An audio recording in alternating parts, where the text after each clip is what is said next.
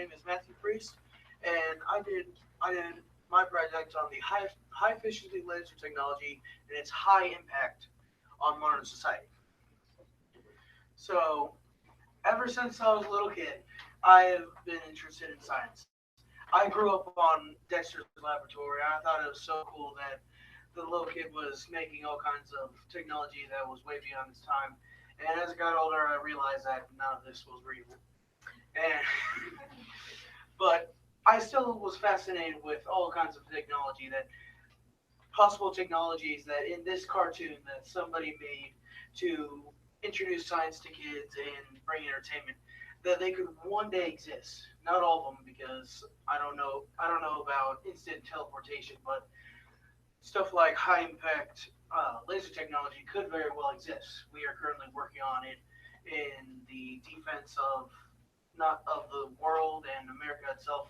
We have tons of laser technology that's being developed. We are able to defend ourselves against okay, to take in current events. We're able to defend ourselves from missiles because we have high impact lasers. We're able to superheat the missiles and make them explode before they can get anywhere near any sort of landmass. And I was in the beginning. I was actually hoping to do something like that. Find some sort of company that has been working on this high impact laser technology, so I could one day maybe improve the defense of America, or maybe go into construction or something like that. So this is just a generalized question. What can physics do for you? It's all around us. Lasers, technology, the fact that we can even do stuff like present, we have computers. All of this is because we have taken sciences and mainly physics. We've used technology. We've used that to boost our technology, so we can keep the J curve of technology that has been there from the beginning. Because in the beginning, it was really slow. You know, we were figuring out how to do like carts drawn by horses, and now we have the iPhone 8. We've been using physics since the beginning of time. We just didn't know it yet. So my question for my project was, what can laser physics do for us so that we can become a safer people? Not just a safer America, but also one of my biggest subjects of research was that future asteroids, even though on a geological scale they could happen any second, but in human terms, it'll be millions of years before there's a something like that that could ever harm us. But I want to one day maybe help build the technology that will protect us that one day, where we can send something through the atmosphere that is faster than light and protect ourselves. So the two people on the left, they are my mentors. First, to start off with Brooks Pate, and let me tell you, it was really hard to find it because I had been working on my project trying to find something to go into, and he was actually not what I thought at first. In the beginning, I had been trying to go to government facilities or something like that so that get on, I could get with their teams who are developing laser technology so that I could learn about high impact, high efficiency laser technology, which are essentially construction lasers or defensive lasers. They're so closed off that they're either strictly military, will not take any form of internship, or they're private corporations who do not want any of their secrets spilled, so they will not take interns either. So researching, I thought of maybe going into the medical field, but with the help of Miss Wilson, who actually helped guide me there, she got me to thinking about other types of laser technology, and she brought me to Brooks Pate. He is a professor at the chemistry department of UVA, and he recently he's been unable to work with laser technology because they've lost funding for it. Laser technology is slowly losing funding because there's been so much in the past, and they haven't been able to get too far with it. So he was teaching me about electronic frequency combs which are a lower grade version of a laser frequency pump.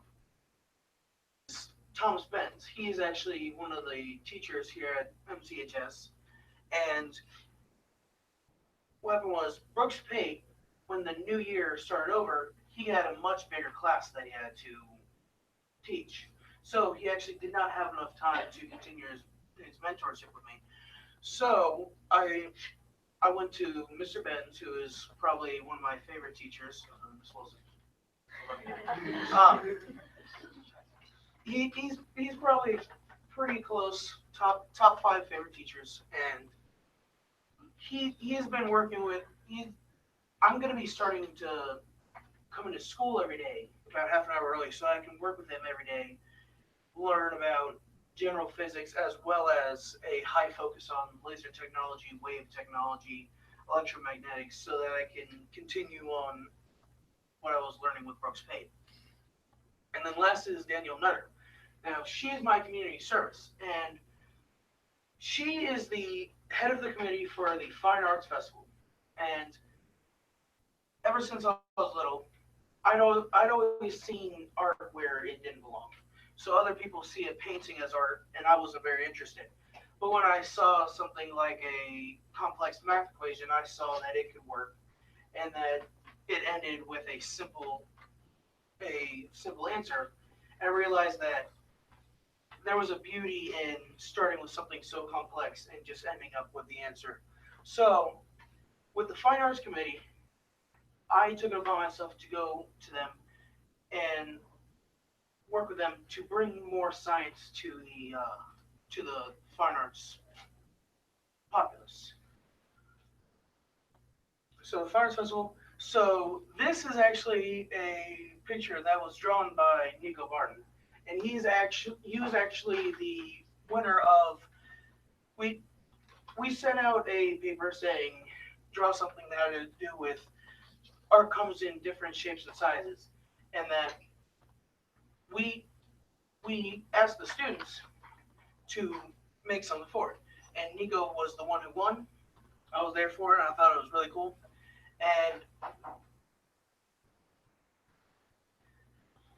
so, what I did for my community service was that I was trying to bring more science into the fine arts community. So, what one of my biggest projects is that I'm working on a somatic plate, which is it's a thin metal sheet on a wood block and a metal pole. And what happens is you take a violin bow you put sand on it, and if you hold it on one point and then draw the bow across it, you can see shapes in the sand because the resonance with the bow and the metal sheet. I was trying to bring a beauty to science that a lot of people don't see because you think, oh, science, ew. I don't. That's not artistic, but just metal sheets and a bow, and you can make different patterns in it. Also, bring small things such as ice art, where we're taking ice cubes, putting salt on them. You put on some paint. What happens is when the salt melts the ice, it creates a flow onto paper, and it's actually pretty cool. Also working with chromatography, where we just take some coffee filters, put in some magic marker, put in some water, and then it splits into the different colors it is. And we thought that would be pretty good for kids because they're pretty. The filters aren't that expensive, so they can just take the projects home. So for my project and research paper, I was working with Mr. Pate, and he had sent me various notes and stuff like that so that I could start learning what laser technology really was. I was learning about the fact that lasers, they aren't just made. They have to go through chambers of gas, filter out certain frequency lights so that only the light that you need coming out does come out. And that without any physics courses, it is way over my head. But I'm still working on it. That I'm having Mr. Benz help me with that. He's going to be teaching me more about waves and other technology so that I can get an understanding of this technology. So This is the future slide. This is the equation for wormhole. I thought it'd be kind of funny. Uh,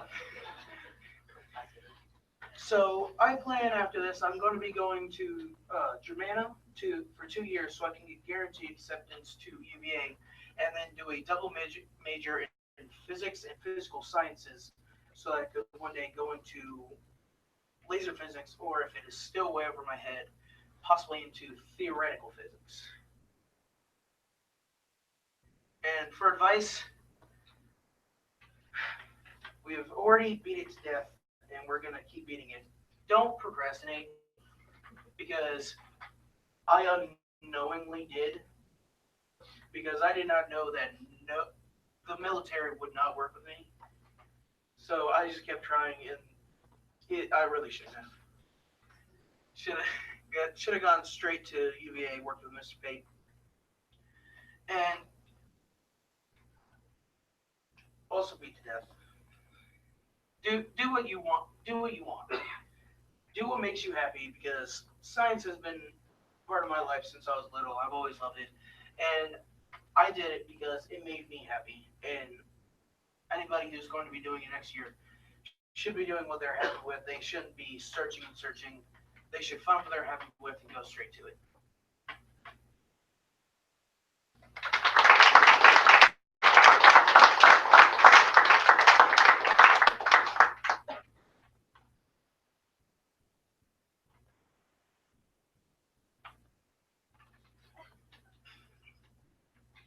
You must have answered them already.